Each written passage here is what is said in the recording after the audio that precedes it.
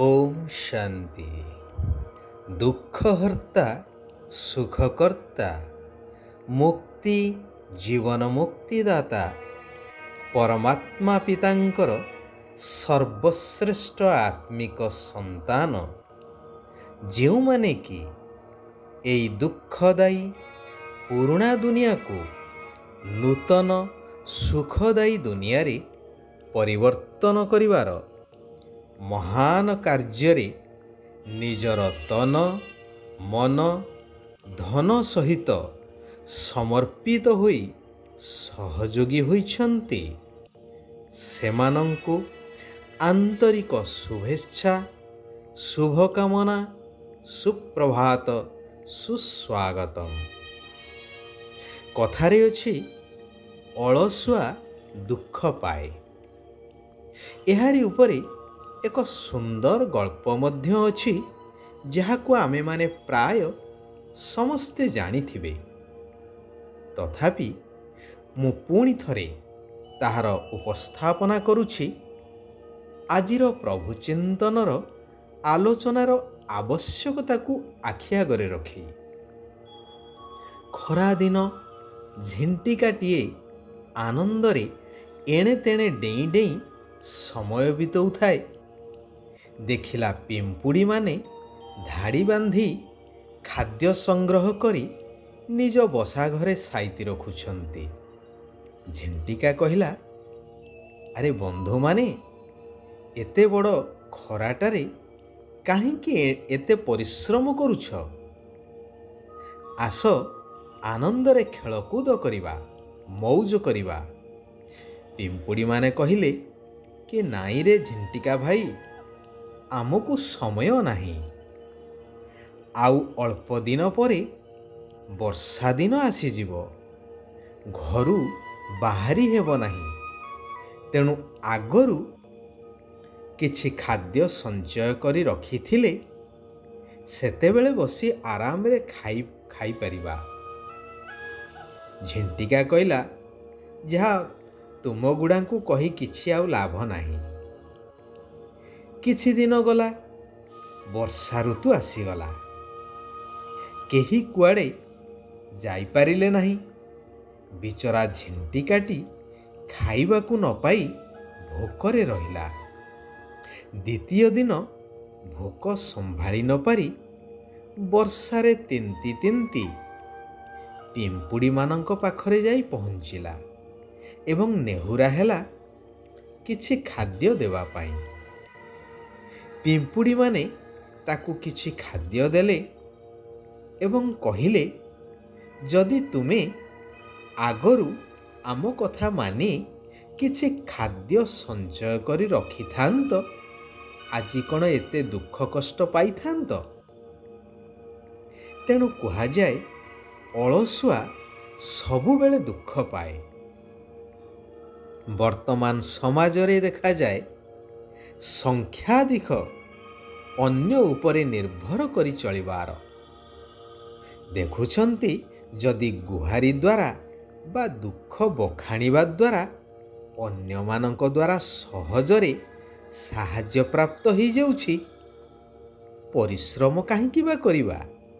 कोन आवश्यक अछि परिश्रम करिवार? परंतु यह समाजर एक मस्त बड़ व्याधि कहिले अत्युक्ति हेब नाही। भक्ति रे भगवान को मागी मागी अनेक जन्मरु एही संस्कार पक्का हो जाइथिबा कारणरु एहाकु छाड़ी पारु नाहंती। सेथिपाई कुहा जाए, मांगना से मरना भला। बहुत गई थोड़ी रही, थोड़ी में भी थोड़ी रही, अर्थात आउ समय नहीं। मागी मागी बहुत समय बीती गलानी, आउ अल्प समय बाकी अछि। एहा हेउछि सही श्रेष्ठ कल्याणकारी पुरुषोत्तम संगम जुग। एबे मु तुम मानंकु शूद्ररु ब्राह्मण करिबा पाई आसीछि एवं ब्राह्मणरु पुणी देवता पद को प्राप्त करैबा पाई आसीछि।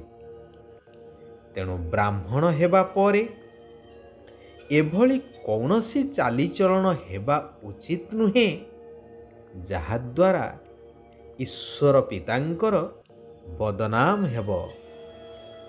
ସେଥିପାଇଁ ଘର ଗୃହସ୍ଥରେ ରହି ସବୁ କିଛି କରିବା ସହିତ କେବଳ ମୋ ସ୍ମୃତିରେ ରୁହ ଏବଂ ମୋ ଶ୍ରୀମତରେ ଆଗକୁ ଆଗକୁ ଚାଲୁଥାଅ। ତୁମେମାନେ ହେଉଛ ଈଶ୍ୱରୀୟ ବିଦ୍ୟାର୍ଥୀ। ତେଣୁ ତୁମ ମୁଖରୁ ଏହା କଦାପି ବାହାରିବା ଉଚିତ ନୁହେଁ କି ମୋତେ ଏହି ଶ୍ରେଷ୍ଠ ପାଠ ପଢ଼ିବା ପାଇଁ ଫୁର୍ସତ ହିଁ ମିଳୁନାହିଁ। ଶିବ ବାବା ପିଲାମାନଙ୍କ ମୁଣ୍ଡରେ କୌଣସି ବୋଝ ବା ସମସ୍ୟା ଲଦି ଦେଉନାହାନ୍ତି।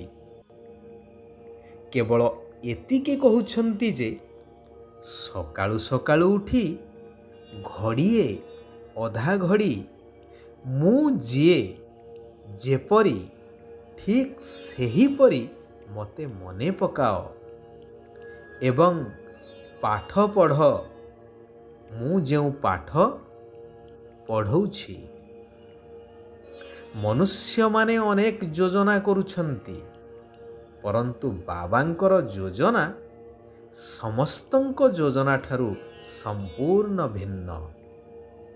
ମନୁଷ୍ୟ ଯୋଜନା କରୁଛନ୍ତି କି ସମସ୍ତେ ମିଶି ଏକ ହେଇଯାଆନ୍ତୁ, ପରନ୍ତୁ ବାବା ଚାହୁଁଛନ୍ତି ଏ ସାରା ମିଥ୍ୟା ଦୁନିଆ ପରିବର୍ତ୍ତନ ହୋଇ ସତ୍ୟ ଦୁନିଆରେ ପରିଣତ ହେଇଯାଉ। ତେଣୁ ସତ୍ୟ ଦୁନିଆକୁ ଯିବା ପାଇଁ ନିଶ୍ଚିନ୍ତ ସତ୍ୟନିଷ୍ଠ ହେବାକୁ ପଡ଼ିବ। ସେଇଥିପାଇଁ ସତ୍ୟ ପିତାଙ୍କର ସତ୍ୟ ଜ୍ଞାନକୁ ଧାରଣ କରିବା ନିହାତି ଆବଶ୍ୟକ। ଆତ୍ମ ଅଭିମାନୀ ହୋଇ ନିଜକୁ ଜ୍ୟୋତିର୍ବିନ୍ଦୁ ଆତ୍ମା ମନେକରି ସେହି ସ୍ଥିତିରେ ରହିବାକୁ ହିଁ ହେବ। ଏହି ପତିତ ପୁରୁଣା ରୋଗୀ ଶରୀରର ଅଭିମାନକୁ ଛାଡ଼ି ଦେବାକୁ ହେବ, ଯେହେତୁ ଏହା ବର୍ତ୍ତମାନ ବିନାଶକୁ ପ୍ରାପ୍ତ ହେବ। ଦୟାଶୀଳ ହୋଇ ନିଜର ଏବଂ ଅନ୍ୟମାନଙ୍କର କଲ୍ୟାଣ କରିବାକୁ ହେବ। ସକାଳୁ ସକାଳୁ ଉଠି ଶିବ ବାବାଙ୍କୁ ସ୍ମରଣ କରି ସ୍ୱଦର୍ଶନ ଚକ୍ର ଘୂରେଇବାକୁ ହେବ, ଅର୍ଥାତ୍ ସତ୍ୟ, ତ୍ରେତୟା, ଦ୍ୱାପର ଆଉ କଳି ଏହି ଚାରି ଯୁଗରେ ଆତ୍ମା କିଭଳି ଭାବରେ ବିଭିନ୍ନ ବର୍ଣ୍ଣରେ ଆସି ଆସି ତାର ଅଭିନୟ କରି ଚାଲିଛି, ସେହି ଜନ୍ମ ମରଣର ଚକ୍ରକୁ ବୁଦ୍ଧିରେ ଘୂରେଇ ଚାଲିବା ଦରକାର। ଶିବ ବାବା କହୁଛନ୍ତି, ଶୁଭ ଭାବନା ଦ୍ୱାରା ବ୍ୟର୍ଥକୁ ସମର୍ଥରେ ପରିବର୍ତ୍ତନ କରୁଥିବା ହୋଲି ହଂସ ବା ପବିତ୍ର ହଂସ ହୁଅ। ଯିଏ ନକାରାତ୍ମକ ତ୍ୟାଗ କରି ସକାରାତ୍ମକ ଧାରଣ କରୁଥିବ, ତାଙ୍କୁ ହିଁ କୁହାଯିବ ହୋଲି ହଂସ ବା ପବିତ୍ର ହଂସ।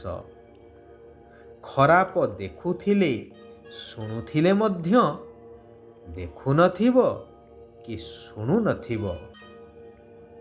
ସେଥିପାଇଁ ପ୍ରତ୍ୟେକ ଆତ୍ମା ପ୍ରତି ଶୁଭ ଭାବନା ରଖିବା ଉଚିତ। ଯଦି ଅତୀନ୍ଦ୍ରିୟ ସୁଖର ଅନୁଭୂତି କରିବାକୁ ଚାହୁଁଛ, ତେବେ ଶାନ୍ତ ସ୍ୱରୂପ ସ୍ଥିତିରେ ସ୍ଥିତ ରୁହ, ଯାହା ଆତ୍ମାର ସ୍ୱଧର୍ମ ଅଟେ। ଆଚ୍ଛା, ଆଜି ପାଇଁ ଏଇଠାରେ ଆମେମାନେ ବିରାମ ନେବା। ଆସନ୍ତାକାଲି କଲ୍ୟାଣକାରୀ ମହାପ୍ରଭୁଙ୍କର ଆଉ କିଛି କଲ୍ୟାଣକାରୀ ମହାବାକ୍ୟକୁ ଆଲୋଚନା କରିବା।